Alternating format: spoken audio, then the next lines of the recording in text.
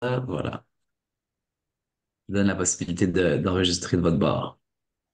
Bonjour à tous et toutes, bienvenue à ce midi, cette discussion sur le tourisme de bien-être avec Isabelle Duchesneau du monastère des Augustines dans le cadre de la programmation de la communauté Montagne et Nature par Destination Québec Cité. En levant la main, qui en est à sa première rencontre avec la communauté Montagne et Nature? En levant la main présentielle ou virtuelle? Un petit peu, un petit peu. Fait que, bref, longue histoire courte, dans le cadre du plan montagne du ministère du Tourisme, les associations touristiques régionales se sont fait octroyer une enveloppe pour réfléchir à la diversification de l'économie autour des écosystèmes de montagne face au réchauffement climatique. Donc là, toutes les ATR avaient leur propre la latitude de déposer des projets à leur image. Et Destination Québec Cité ont choisi de mettre en place ce qu'on appelle aujourd'hui une communauté entrepreneuriale à impact, la communauté montagne et nature. Donc, je suis d'ailleurs très content aujourd'hui de pouvoir vous offrir cette conversation-là avec Isabelle Duchesneau parce qu'Isabelle a travaillé avec nous pendant 1 an et demi pour faire disons, l'analyse stratégique, les entrevues avec tous les territoires, 70 entrepreneurs, 50 organismes, afin de mettre les bases de cette communauté-là, qui est une communauté qui a pour mission d'inspirer, outiller, favoriser le maillage entre les entrepreneurs, les porteurs de projets, les organismes de soutien à l'entrepreneuriat, innovation, développement durable, euh, entrepreneuriat, tourisme, innovation, développement durable. En plus, évidemment, pour ceux qui ne sont pas au courant, il y a un concours entrepreneurial. La phase 1 est terminée, mais la phase 2 va être lancée suite au deuxième rassemblement qui va avoir lieu le 22 mai dans la MRC de Jacques-Cartier à la station touristique Stoneham. D'ailleurs, lors de cette journée-là, les billets sont en vente actuellement.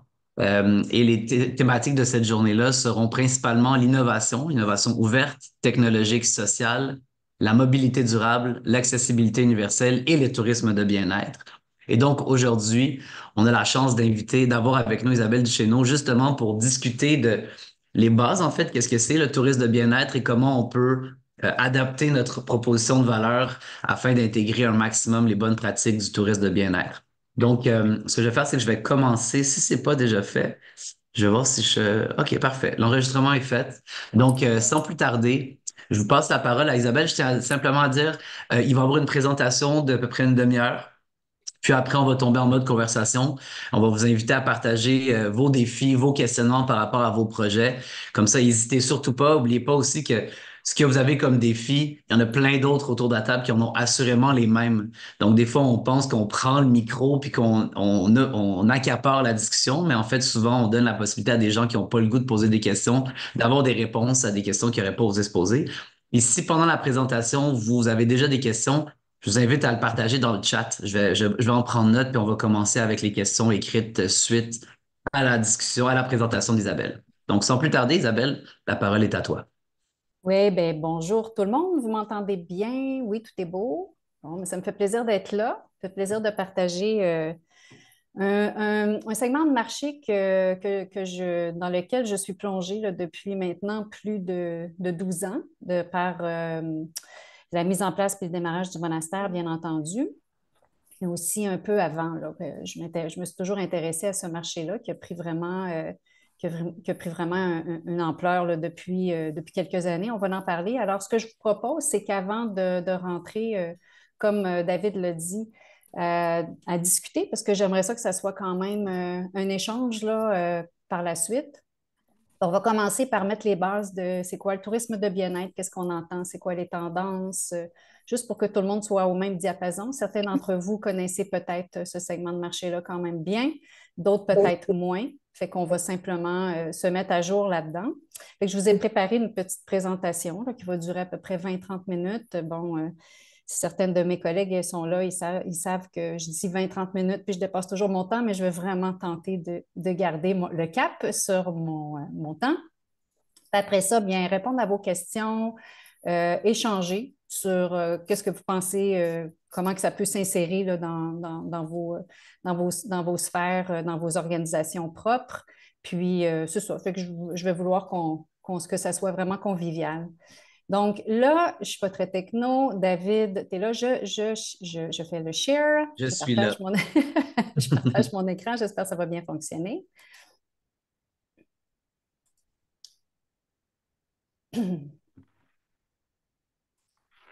Est-ce qu'on a le...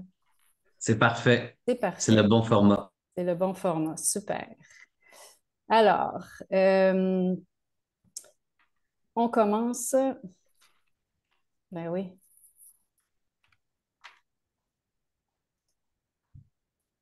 Prochaine diapo. Voyons. Bon, voilà. Alors, on va commencer par, j'aimerais qu'on se parle là, on parle beaucoup avec la communauté montagne évidemment, de tourisme durable, mais le tourisme de bien-être, ce n'est pas quelque chose qui est à côté du tourisme durable, ça s'insère dans le tourisme durable. Alors, je vous ai placé ça comme moi, où je le vois, moi, le tourisme de bien-être. Donc, évidemment, là, ces bulles-là, vous les connaissez, là, la bulle économique, environnementale et sociale. Mais pour moi, le tourisme de bien-être est au cœur vraiment des principes du tourisme durable. Et je vous ai mis en vert là où je le voyais. Bon, ça, c'est un éditorial. Moi, c'est là que je le vois. J'aime bien comprendre que ça s'insère vraiment dans, quand on parle de tourisme durable, bien, on parle de santé, de bien-être de notre environnement, de notre économie et du volet social. Puis, dans le volet social, on parle beaucoup de bien-être de nos employés, on parle beaucoup de bien-être de la communauté locale, de tout ce qui peut s'insérer là, comme activité et initiative là, pour le bien-être de la communauté locale, mais on pense aussi au bien-être de nos visiteurs. Donc, le tourisme de bien-être, pour moi, il s'insère là. Je voulais juste souvent on dit, bon, c'est une autre affaire à part, c'est un segment de marché qui est à part, mais il est vraiment comme bien intégré. On va le voir dans les prochaines diapos.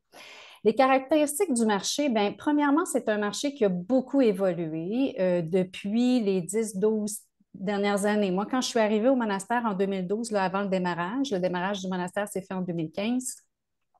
C'était un marché qui était un petit peu plus niché et ça commençait à s'organiser internationalement au niveau des associations, des organisations. Il y avait déjà des choses qui existaient, bien sûr. On parlait vraiment plus de l'industrie, par exemple, du spa, des choses très précises. Mais dans les 10-12 dernières années, ça a tellement évolué, c'est vraiment impressionnant. Puis à travers tout le marché du bien-être, là, le tourisme est un des secteurs du marché du bien-être, mondialement parlant. Bien, le tourisme de bien-être, c'est celui qui a le plus évolué. Et évidemment, on voit qu'il y a une tendance qui a pris, cette tendance-là a pris son envol vraiment avec la pandémie. Je n'ai pas besoin d'expliquer ce qui s'est passé là, puis comment que la santé a pris vraiment sa place, puis une préoccupation fort importante. La santé a toujours été une préoccupation primaire là, pour tout le monde, mais depuis la pandémie, a pris un autre niveau. Et tout le volet santé globale, santé préventive, puis là, quand je parle de santé, bien-être, évidemment, c'est la santé physique, mentale, émotionnelle et spirituelle. Environnementale, etc. La santé spirituelle, avant, on n'est pas dans le dogmatisme du tout, là, on ne parle pas de religion, on parle vraiment de quête de sens dans son sens large. Donc, si on parle de quête de sens dans son sens large, bien, on peut penser que le tourisme de bien-être existe depuis fort longtemps. Oui, on parle de spa et tout, comme je le disais tout à l'heure, mais il y a aussi le chemin de Compostelle, la montée du Kilimanjaro, par exemple. C'est un marché qui existait déjà depuis fort longtemps et qui avait quand même commencé à être plus large que de la quête religieuse. C'était vraiment une quête de sens. Et donc, on a vu aussi beaucoup la santé globale prendre sa place, là, c'est-à-dire tous les aspects de l'être humain, comme je dis, physique, mental, émotionnel, spirituel, prendre une autre vocation, puis une vocation beaucoup plus large. Pendant la pandémie, bien évidemment, on a vu que l'aspect nature a pris vraiment une place importante et prédominante et l'aspect social. Et d'ailleurs, il y a plein d'études qui démontrent que la pierre angulaire d'une bonne santé, c'est l'aspect social, puis on l'a vu pendant la pandémie. Donc, on a souvent pensé que la pierre angulaire, c'est le physique, mais bien sûr, tout le reste vient avoir un impact sur le physique. Fait que en tourisme de bien-être, on va vraiment parler de tous ces volets-là. Tous ces secteurs-là sont mis en lumière.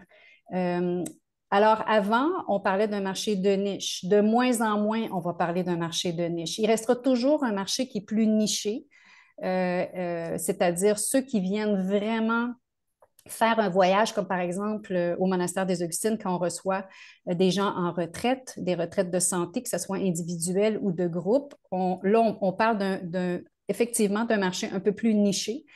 Mais il y a aussi tout le segment de marché dans le marché, dans le segment de marché de bien-être, il y a 20 qui est le marché primaire, puis 80 qui représente le marché secondaire.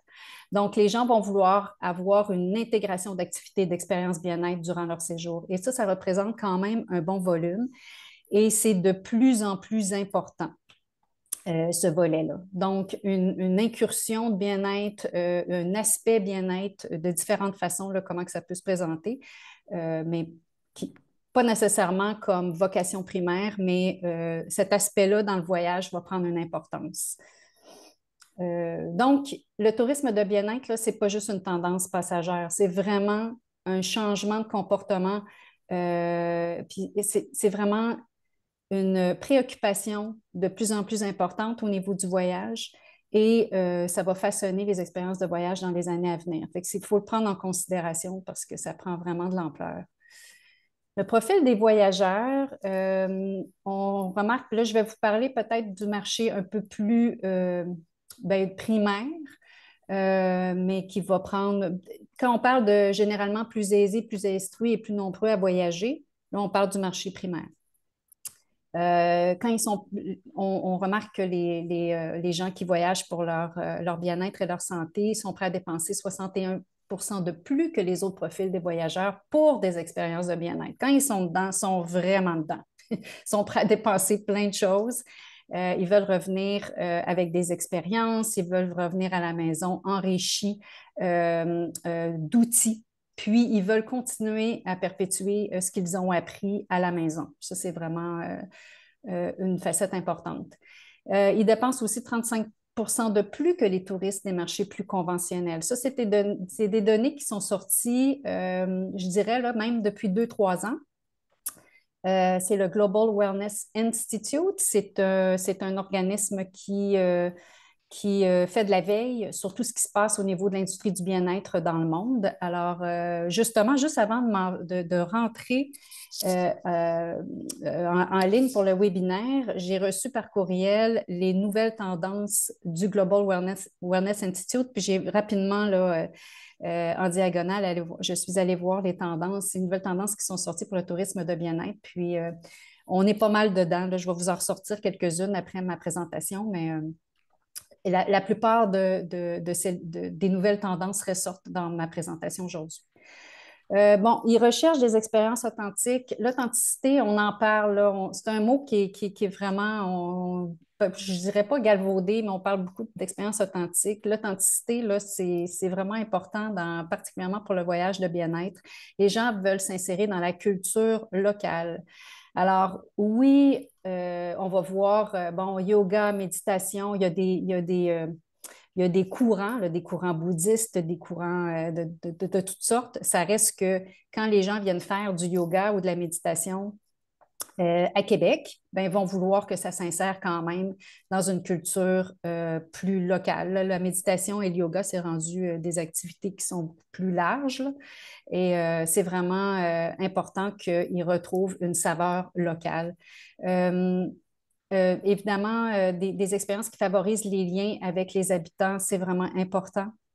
J'en parlais tout à l'heure, un retour à la maison enrichi d'apprentissage et d'un vécu bénéfique. En fait, ce qui s'en vient comme tendance, c'est beaucoup, je vais en reparler peut-être tout à l'heure, mais c'est plus qu'une expérience que les gens recherchent. C'est en fait, c'est une expérience qui va transformer. Ils vont retourner à la maison avec des outils de plus, avec des choses qu'ils vont pouvoir poursuivre à la maison, avec des habitudes de vie qui vont les transformer. Donc, on parle ici de plus en plus de voyages et d'expériences transformatrices. D'ailleurs, le Transformative Traveling, il y a une association bien qui existe à l'international là-dessus, va prendre de plus en plus d'ampleur. Donc, des expériences de voyage qui transforment les voyageurs là, et qui peuvent transformer non seulement la vie du voyageur, mais dans retour à, à la maison, ça a un impact sur son entourage, sur sa façon de consommer, sur sa façon de voir la vie, etc. Donc, c'est ce qu'on voit au niveau du profil des voyageurs. Ils sont particulièrement, pas tous, mais ceux qui sont vraiment dans le marché primaire préoccupés à laisser une empreinte positive à l'endroit qu'ils ont visité. On a parlé du contact avec la communauté locale, les habitants. Donc, on voit que ça s'insère vraiment dans des préoccupations de bien-être environnemental aussi.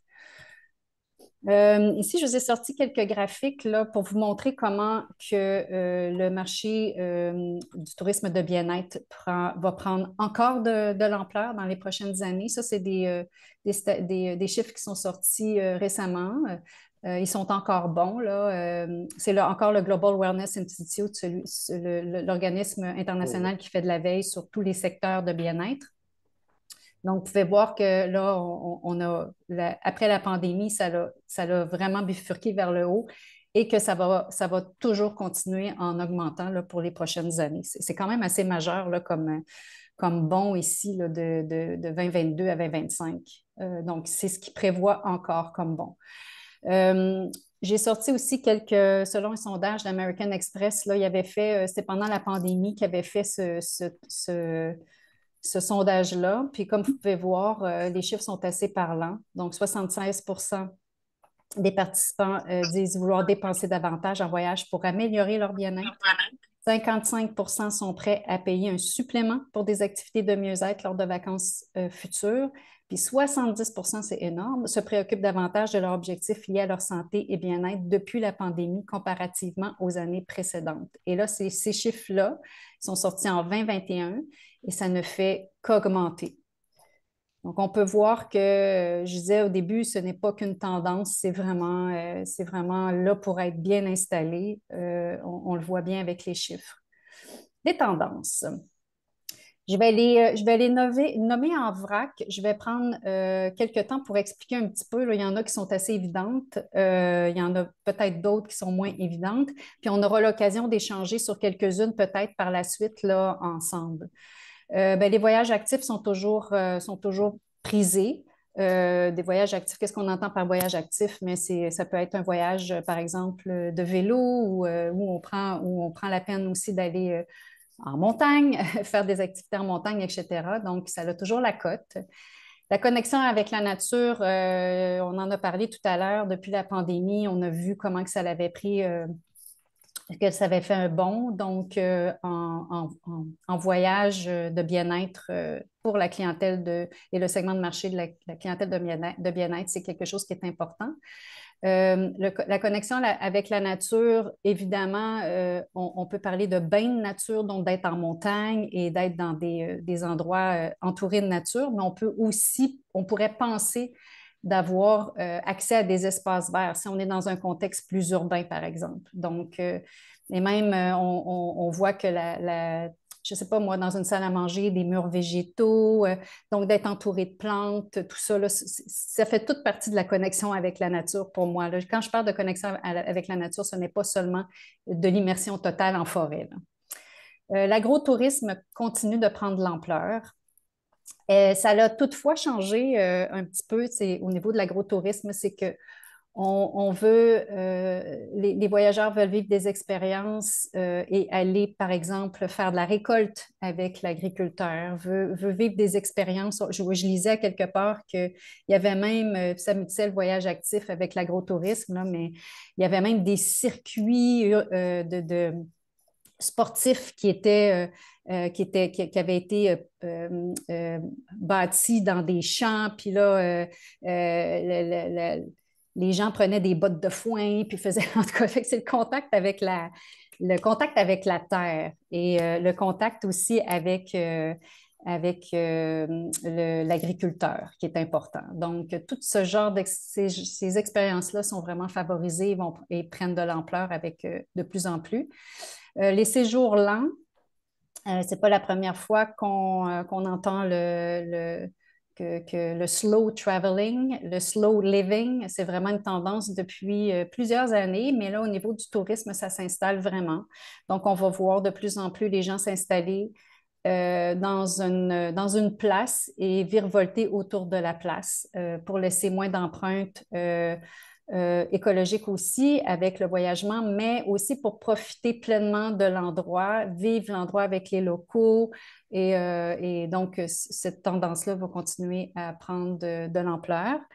J'en ai parlé assez, l'interaction avec la communauté locale, ça revient tout le temps, tout le temps, tout le temps. Le bien-être en famille, ça, c'est intéressant parce que ben, la photo que j'ai choisie pour cette diapo-là le montre. On va vouloir prendre en fait, favoriser le bien-être en famille. Puis, je lisais dans les tendances 2024 de cette année que c'était encore une tendance qui allait prendre de l'ampleur.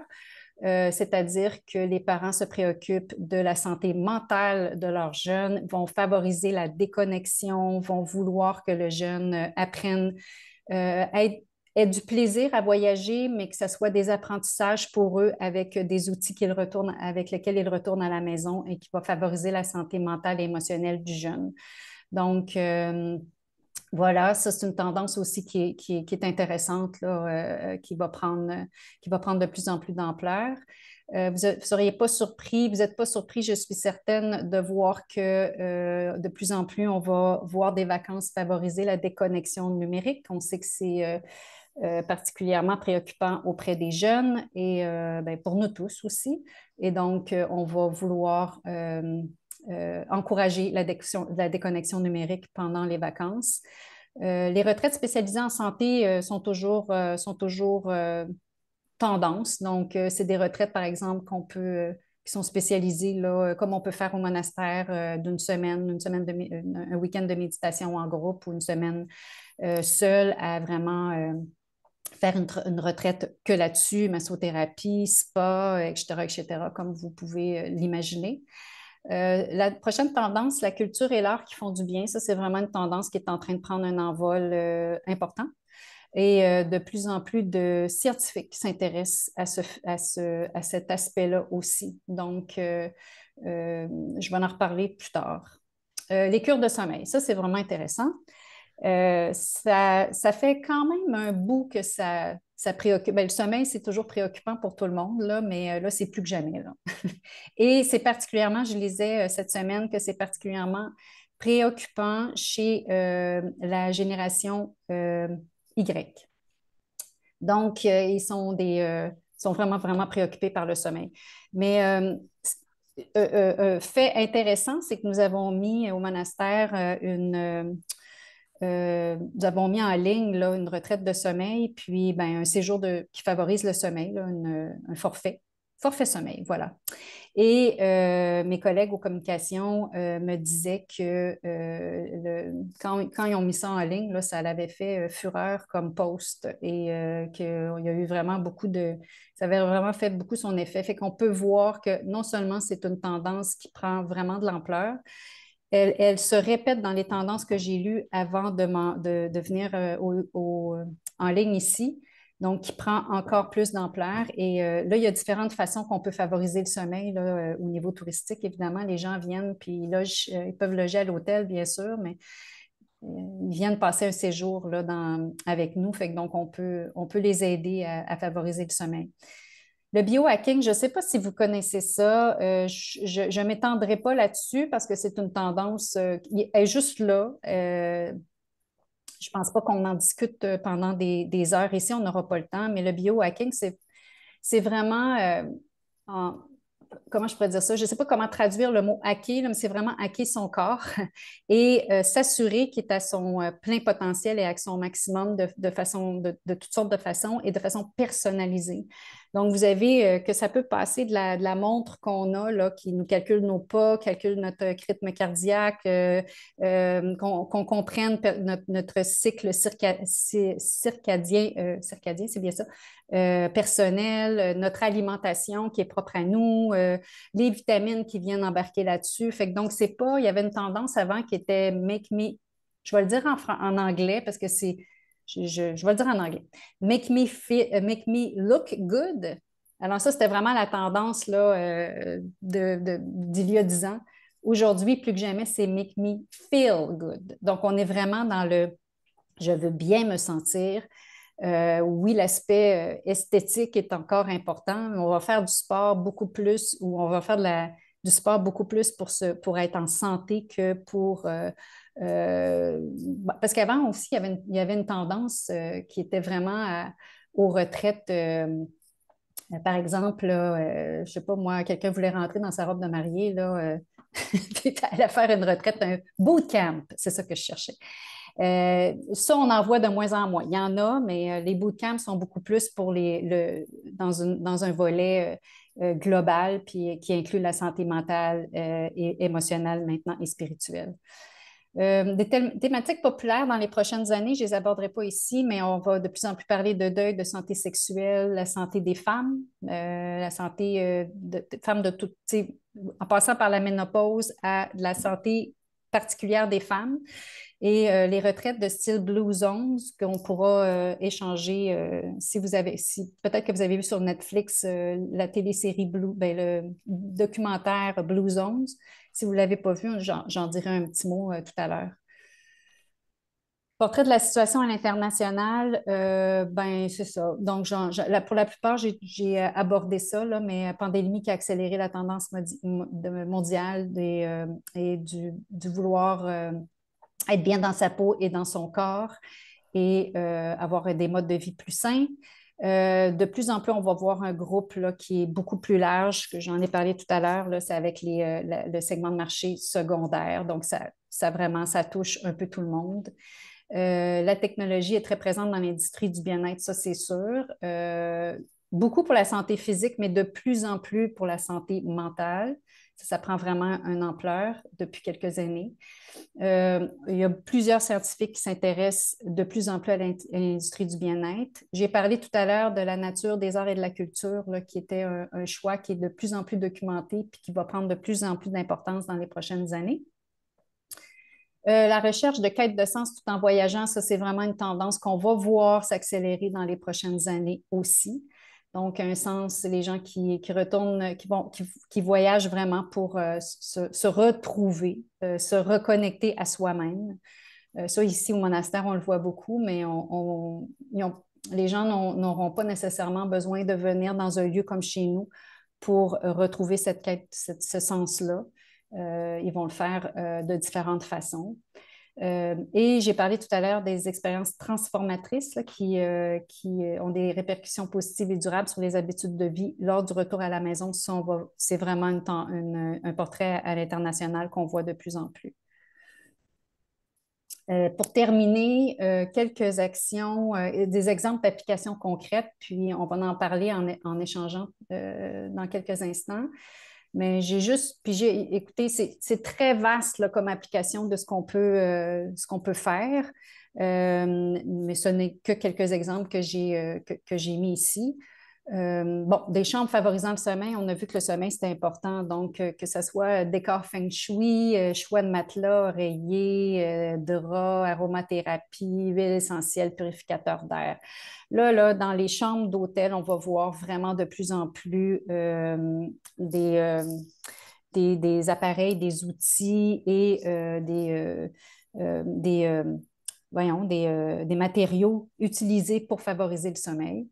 Que ce soit de l'accès à des tapis de yoga, des balles d'exercice. La luminothérapie prend de plus en plus d'ampleur. On parle de lumière rouge, on parle de toutes sortes de choses là, au niveau de la luminothérapie, mais on pourrait, par exemple, penser à en installer, dépendamment dans quel secteur vous êtes. Là. Dans le secteur de l'hébergement, c'est assez facile à penser installer de l'accès à des tapis de yoga et des balles d'exercice, même dans les chambres, mais que ce soit je ne sais pas, moi, des parcours, par exemple, qu'on peut imaginer en plein air ou quoi que ce soit, ou quand les gens retournent dans un espace ben, qui est je ne sais pas moi, qui est un endroit avec de la luminothérapie. J'ai aucune idée, mais ça, c'est quand même assez présent.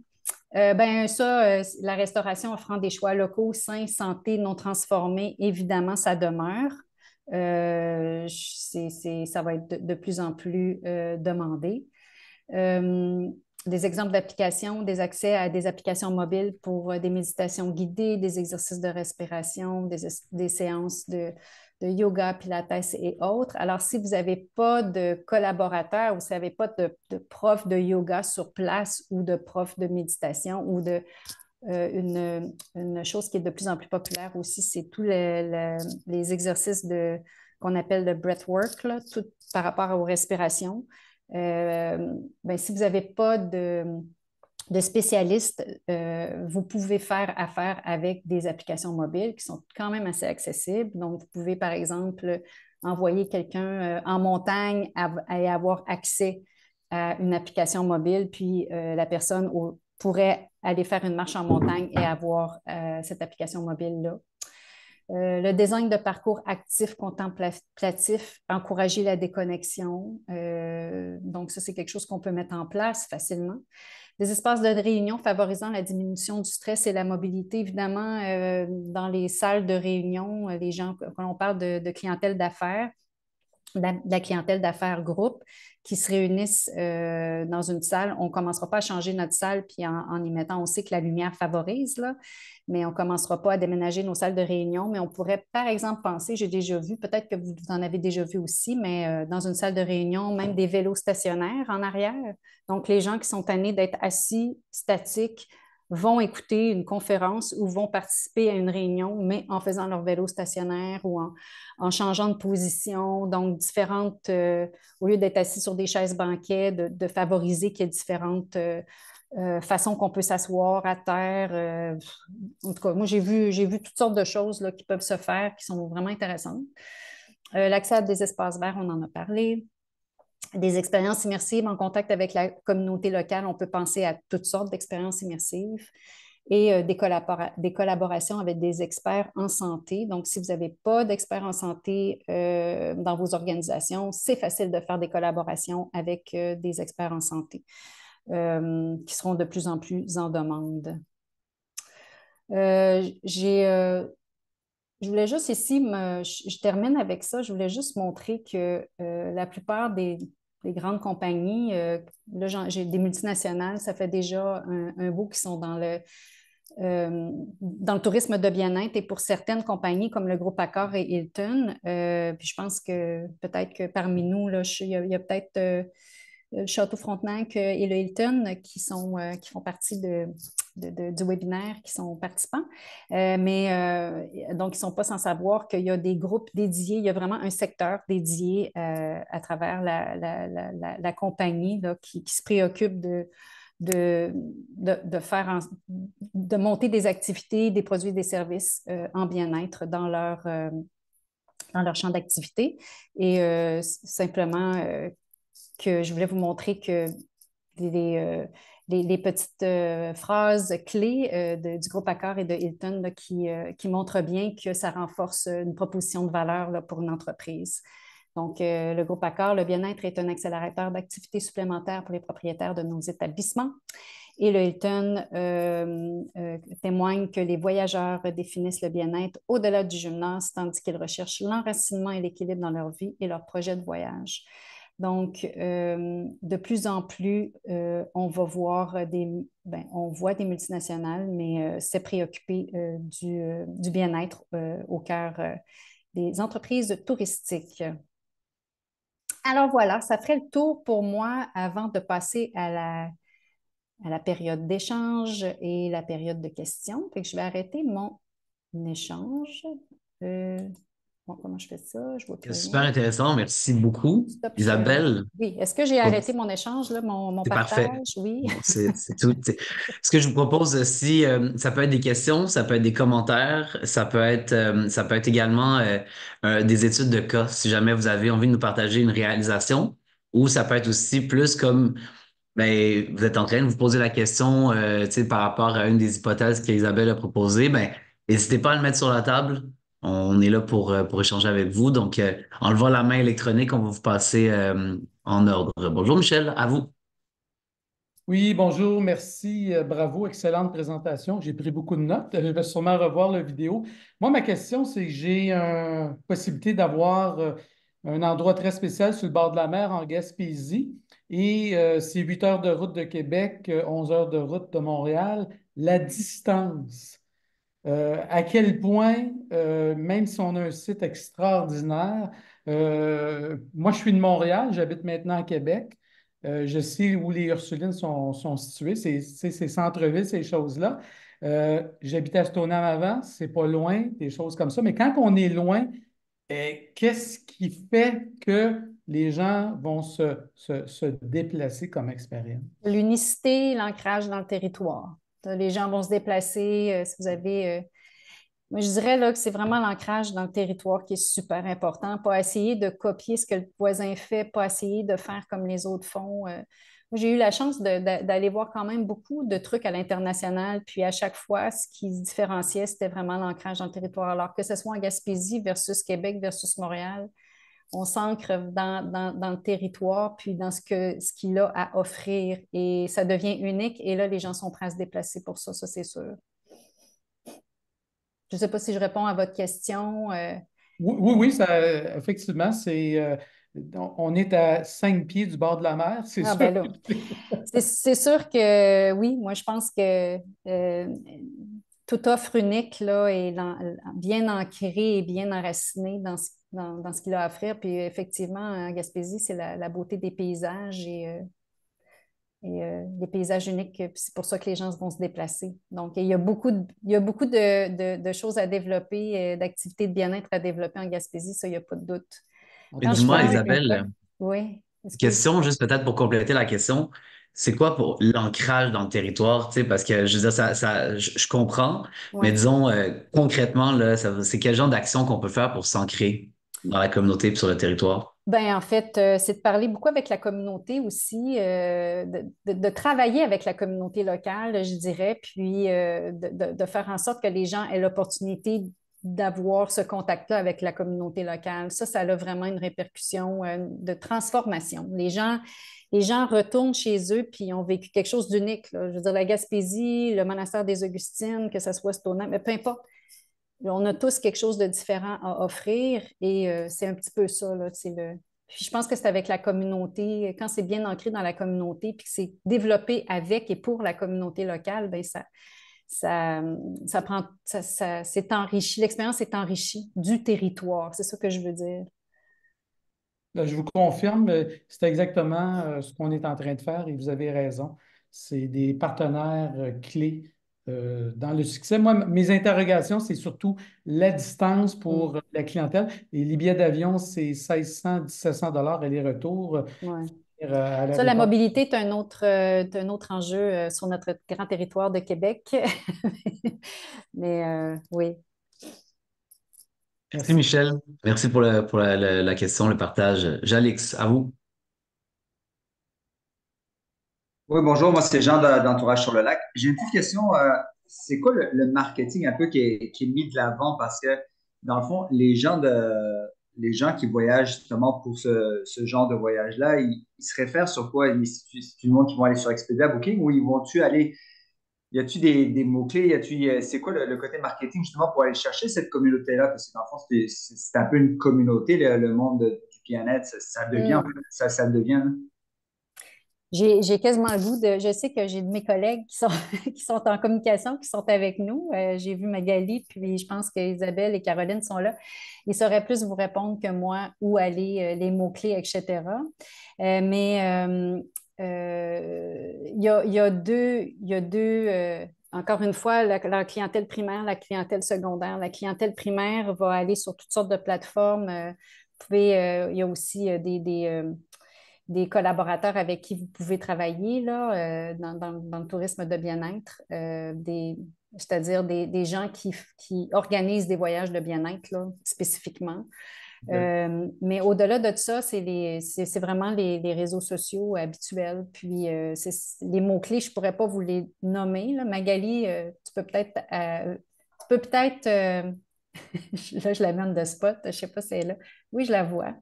Mais en tout cas, bref, on pourra s'en reparler là, parce que ça, moi, c'est plus la gang aux communications qui pourrait vous répondre là-dessus, les mots-clés. Mais il y en a plusieurs. Il y en a vraiment plusieurs. Mm. C'est bon, merci. S'il y a quelqu'un dans la salle qui a des idées là, j'ai Jean, là, Jalix, mais Jean, N'hésitez pas à le partager. On est en mode intelligence collective, là. Donc, s'il y a quelqu'un qui a des capacités marketing numérique, n'hésitez pas à le mettre dans le chat. Est-ce que quelqu'un d'autre aurait une question, réflexion?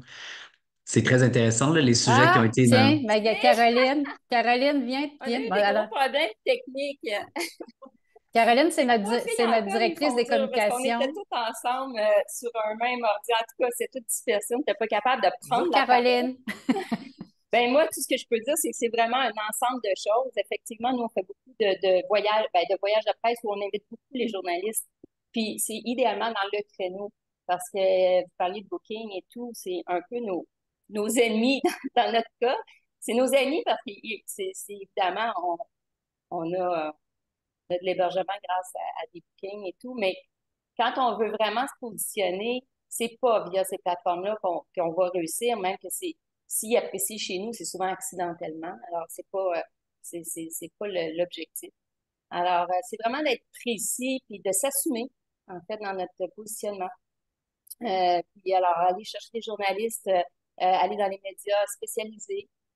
C'est des sous, évidemment, mais les journalistes, non. Dans le fond, on les accueille, puis c'est peu de frais. Nous, ça a été notre grande stratégie depuis l'ouverture. Ouais. On a eu des dizaines, pour pas dire centaines d'articles de presse là, parce que les gens sont venus chez nous.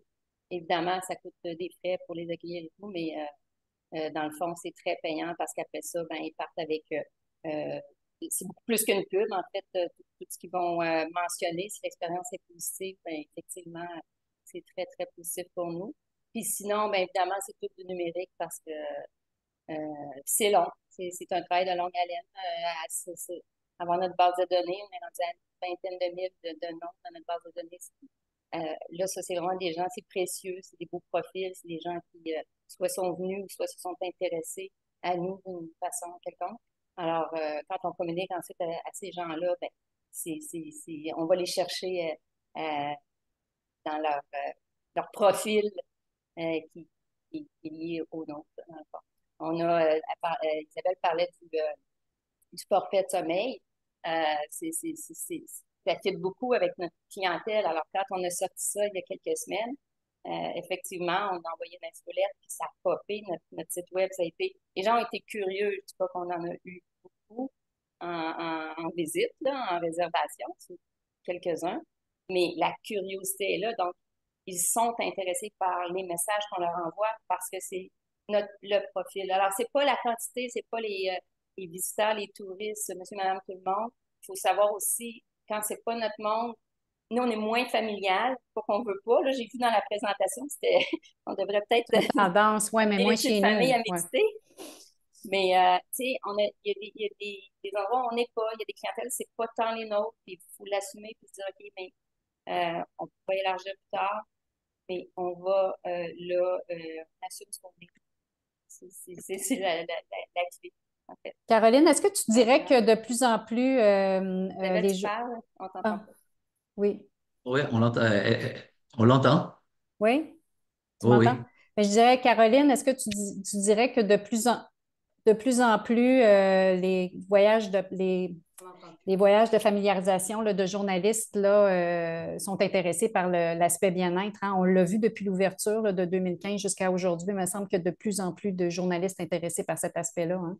Est-ce que tu dirais ça, toi aussi? Isabelle, j'ai vraiment manqué. Ah, Désolée, notre technologie. correct. Ben, moi, je peux vous le confirmer. Ouais. On a vu là, l'intérêt des journalistes monter d'année en année. Ouais. Merci énormément. C'est super intéressant comme interaction. Est-ce qu'il y a d'autres questions? Il nous reste encore 15 minutes. Donc, je vous invite fortement à ne pas hésiter à... Vous avez le droit à une consultante experte gratuite ce midi. Donc, C'est juste allez-y. un partage. Point. Un partage, mais disons avec beaucoup de valeur. S'il n'y a pas de questions, moi, je serais juste curieux peut-être de t'entendre sur... Je reviens un peu là-dessus, là, mais la relation avec les communautés locales. Évidemment, tu sais, pour l'ancrage, il y a à travers les services, à travers les produits qu'on propose, à travers les experts, les collaborations. Mais connecter, tu sais, disons, permettre à nos clients de connecter avec les communautés locales, ça se déploie de quelle manière? Est-ce qu'il y a des, tu sais, je veux dire, on va pas pour se promener dans le village, rencontrer tout le monde. Tu sais, c'est quoi les formats qui fonctionnent bien aujourd'hui puis qui apportent réellement de la valeur dans cette idée d'ancrage-là?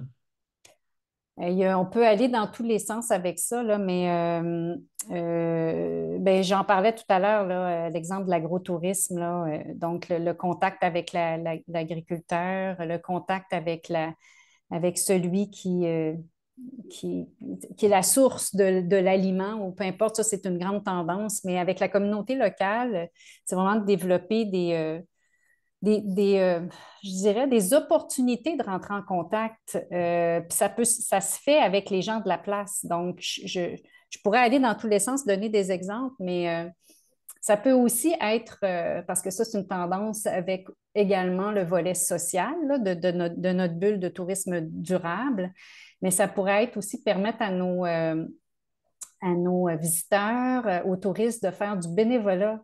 Donc, pour des organismes ou encore, puis pas juste dans les champs, mais avec des organismes communautaires. Donc, ça fait partie aussi du tourisme de bien-être parce que il reste. Je disais que c'est beaucoup l'expérience qui transforme, de plus en plus l'expérience qui transforme. Moi, je me souviens qu'avant, on parlait beaucoup de l'expérience wow en tourisme. Hein. C'est wow, wow, wow. Fait que notre expérience wow. En tout cas, j'ai enseigné pendant des années, puis je parlais de ça.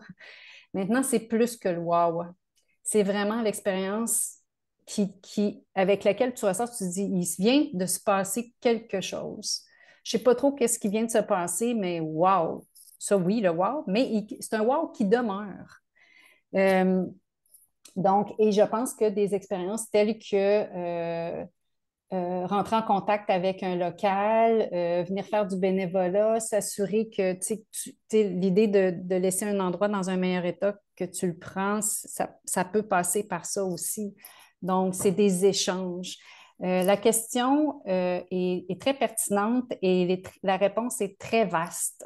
On pourrait en parler pendant longtemps, mais il y a différentes façons. Mais l'important, c'est de rentrer en contact avec sa communauté, d'abord comme organisation, de rentrer en contact avec sa communauté locale et de voir comment on peut faire participer la communauté. Puis c'est quoi les besoins de notre communauté locale? Moi, ça me parle beaucoup parce que dans une communauté qu'on anime qui s'appelle les Forces fraîches, parce qu'on travaille avec des porteurs de projets, souvent qui arrivent des milieux urbains en milieu rural, la culture en milieu urbain n'est pas nécessairement de créer des liens avec la communauté locale lorsqu'on lance un projet, mais en milieu rural, c'est ultra important. Puis on a vu énormément de clashs dans le cadre de plusieurs projets touristiques parce que finalement, le porteur de projet arrivait en région, allait voir personne, lançait le projet, puis c'était un peu comme un silo au milieu du village. Fait que dans le fond, cette idée-là, c'est justement de créer des Mm. liens, de prendre des cafés, puis d'essayer de comprendre un peu le rythme. Fait que moi, ça me parle beaucoup. Michel, à vous. Ah, vous êtes sur mute. Ça comme. Oui, si je peux. Voilà. Moi, je suis exactement là-dedans présentement. Depuis 3 mois, je suis dans une communauté et ce qu'on a fait, nous, c'est rencontrer le maire, les gens de la Chambre de tourisme, la SADC, la MRC et, comme Isabelle a dit, les groupes communautaires. Nous, on travaille dans l'agrotourisme mais aussi santé mentale.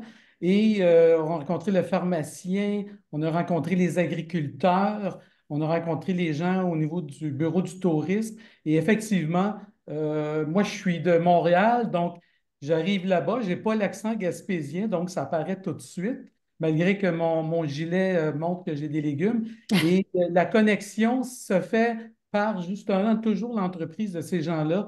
Et ça l'accélère, ça facilite beaucoup plus rapidement, je dirais, l'adaptation et l'intérêt pour ce qu'on est en train de développer dans ce village-là.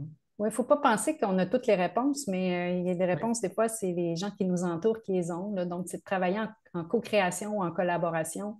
Va donner des produits et services que j'appelle des petites perles puis qu'on va pouvoir faire des expériences à nos visiteurs et nos touristes. Puis, comme vous avez pu voir, tu sais, quand je parle que le tourisme de bien-être, peut-être que vous aviez l'impression que j'allais vous parler beaucoup ben, j'en ai parlé, là, méditation, yoga, ça demeure, les massages, je n'ai pas parlé de massage, mais est-ce que vous pensiez que c'était simplement ça, le tourisme de bien-être, ou si vous aviez, ben, d'abord à main levée, qui pensait que c'était plus ça que d'autres choses? Parce que là, comme vous pouvez voir, c'est beaucoup plus large. Qui pensait que j'allais parler beaucoup plus de cet aspect-là?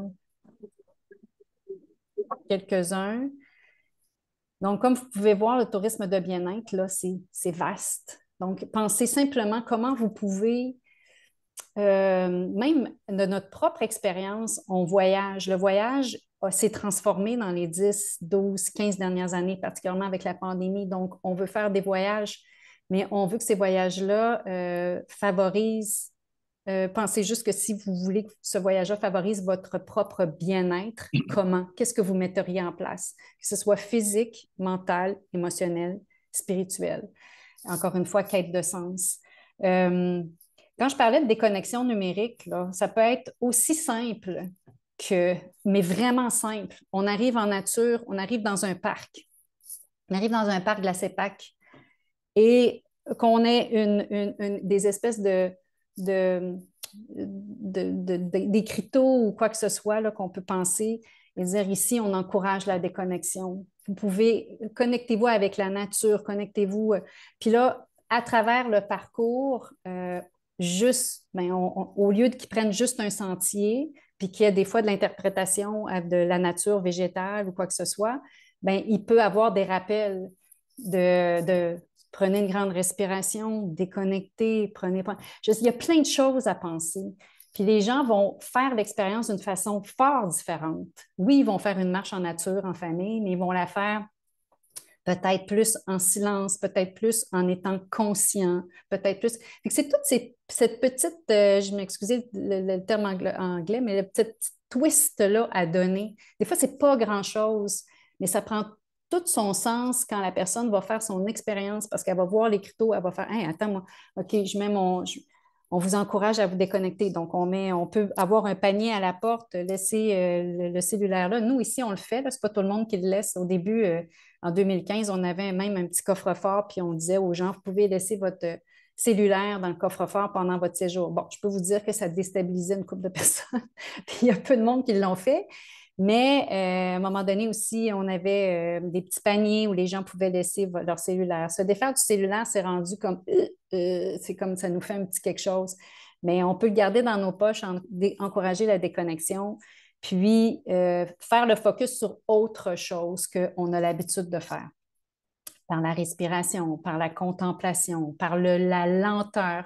Je lisais une des tendances qui est dans le Global Wellness Institute 2024 en tourisme de bien-être, il y a le calme aussi. Les gens vont rechercher le calme parce que dans nos vies fort occupées, le rythme est rapide et tout, bien, on va favoriser le silence et le calme.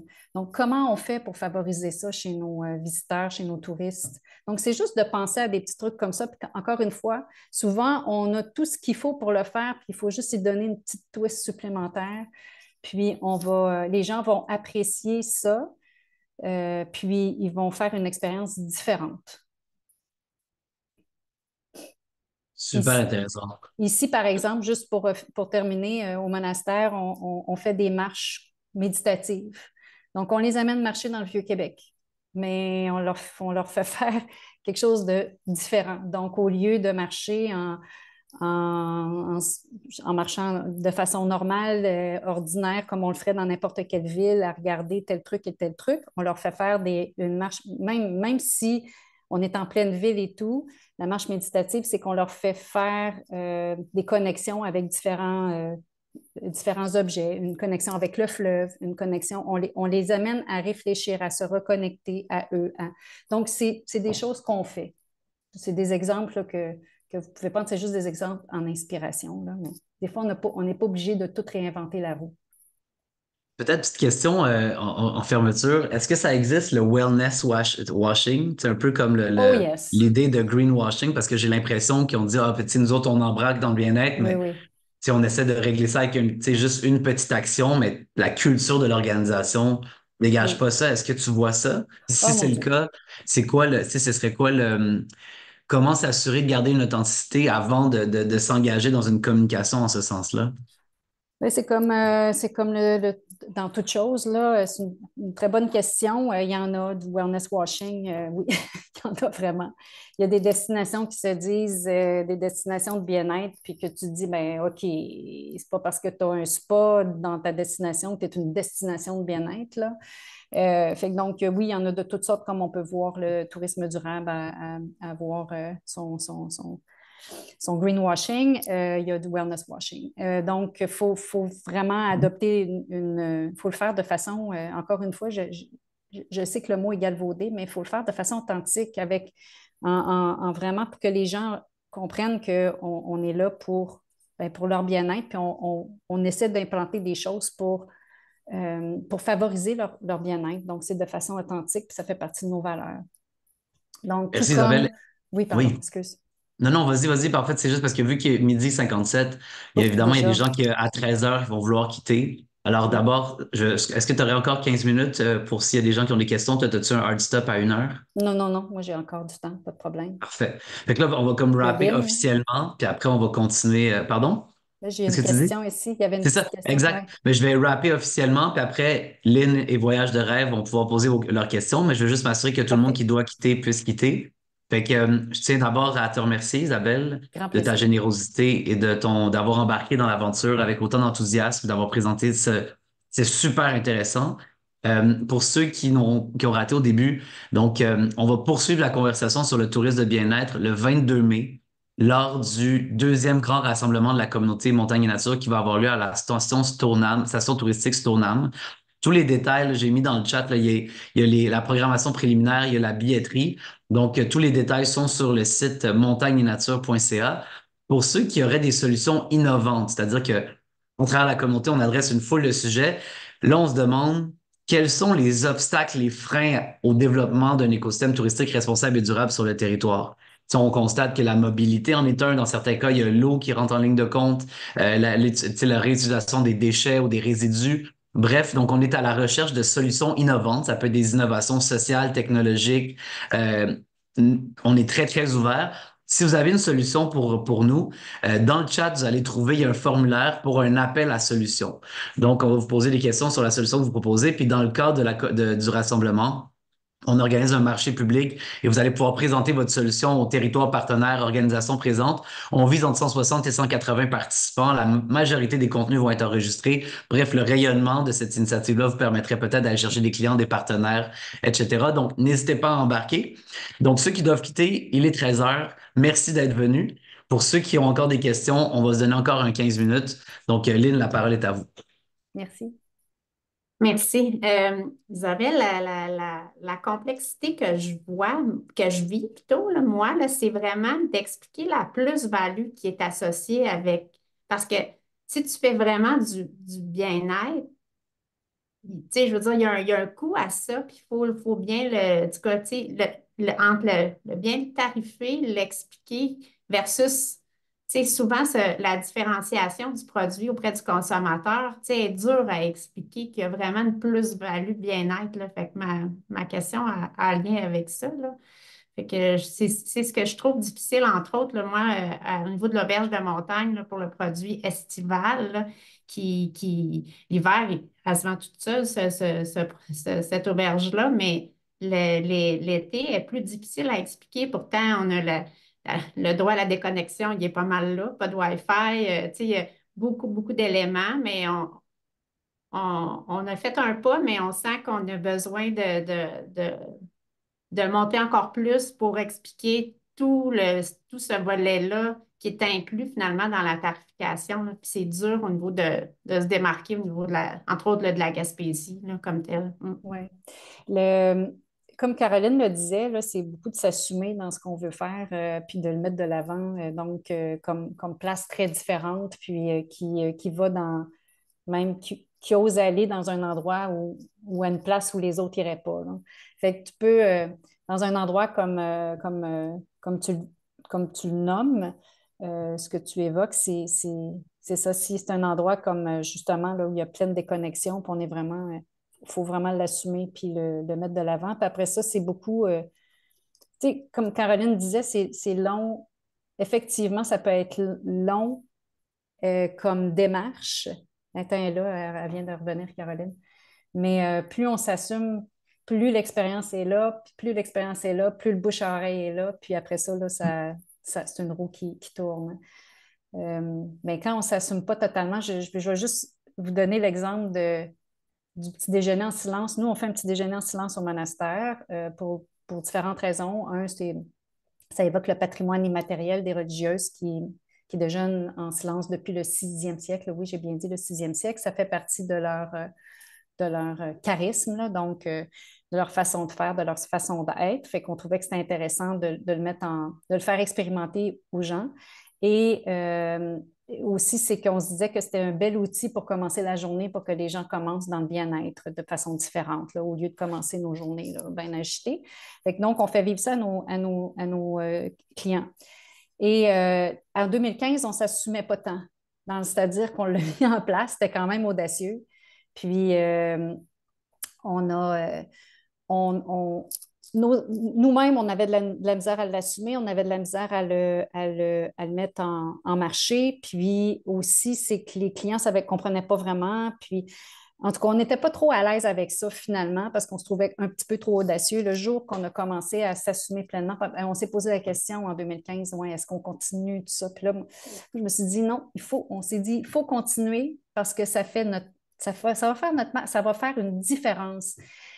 Et ça va faire notre marque de commerce et ça va faire une différence auprès de nos visiteurs. Et bien là, je peux vous dire que c'est un des highlights du monastère, que les gens ne viennent pas nécessairement pour ça, pour le petit déjeuner en silence, mais ça fait partie de l'expérience globale et que c'est du bouche-oreille et que quand ils ressortent du monastère, bien, c'est une des expériences qu'ils vont évoquer, qu'ils vont dire waouh, hey, OK, c'était déstabilisant au début, là, mais franchement, j'ai aimé ça, puis c'est quelque chose que je vais refaire à la maison. Là. Tu sais, je vais essayer de prendre un petit moment pour moi. Évidemment, peut-être pas déjeuner en silence pendant 1 heure, mais en tout cas, tout ça pour dire que plus on l'a assumé, plus on l'a mis de l'avant, plus c'est porteur et que la proposition de valeur vient vraiment prendre de l'ampleur à ce moment-là. Puis, je ne sais pas, Caroline, si tu veux ajouter quelque chose là-dessus. Je comprends le point là, de la difficulté de communication parce que c'est toutes des choses, on a beaucoup à dire quand on a des points distinctifs, puis il faut toutes les dire, mais tu sais, les gens passent rapidement sur notre site, puis ils sont en contact avec d'autres lieux aussi. Alors, c'est ça, il faut faire un choix un peu, je pense, sur ce qui nous caractérise. Puis nous, d'ailleurs, le déjeuner ensemble, c'est un gros morceau important. Mais quand on a foncé, ben, là, il y a eu une petite hésitation en 2015, on le garde-tu, on le garde-tu pas, mais finalement, c'était certain que oui. Mais après ça, c'est de cogner sur le clou, puis ça peut être via des articles de blog. Nous, rapidement sur le web, c'est drôle, mais je pense que c'était repas en silence ou même retraite de silence, il sort très fort quand les gens font des recherches. Et pourtant, on n'a pas, c'est pas une place de silence chez nous. Même il y a des gens qui pensaient que c'était juste du silence. Ça arrive souvent qu'on a, est-ce qu'il faut faire, être en silence tout le temps? Là, on est, voyons pourquoi, mais c'est parce que on se l'est approprié beaucoup, mais c'est du temps, là. C'est ça, c'est aujourd'hui, là, qu'on a ces commentaires-là, mais c'était pas en 2016, là. Mais je pense qu'à écrire des articles de blog, appuyer, mettre beaucoup, ben, tu sais, le SEO, là, évidemment, je sais pas, quand on décide qu'on va dans une direction, puis qu'on a des mots-clés qui nous appartiennent parce qu'on les assume, parce qu'on l'a pour vrai comme produit, on l'offre vraiment, mais on se gêne pas, puis on y va fort. Mais évidemment, il faut faire un peu des choix parce que là, on ne peut pas tout communiquer et être partout. Alors, nous, ça, c'était un élément là, qui était très important. Puis on est allé à fond avec le déjeuner en silence, mais après ça, bon, ça c'est peut-être ça s'est propagé trop. Merci. Céline, voyage de rêve, à vous. Bonjour à tous. Moi, je suis en Suisse. Alors, j'ai travaillé pas mal avec le Canada dans mon autre vie où je m'occupais des finances de 2, 3 sociétés. Je voulais juste apporter un petit commentaire parce que j'organise des voyages en Équateur et au Galapagos. Et en général, ce qui apporte le plus au niveau de voyages de bien-être, c'est quand on peut organiser des lieux, comme vous avez expliqué à un certain moment, des recherches avec soi-même. Nous avons le chemin des Incas, par exemple, où il y avait des lieux de ressourcement ou des lieux où on peut vraiment trouver un esprit positif, un chemin qu'on fait comment dire, un objectif de vie ou un objectif du voyage. Et dans ce schéma-là, on trouve justement tous les X kilomètres. En tout cas, il y a 22 000 kilomètres en Amérique latine. Il y a plus ou moins 200 endroits de ressourcement qui existent comme ça en Équateur.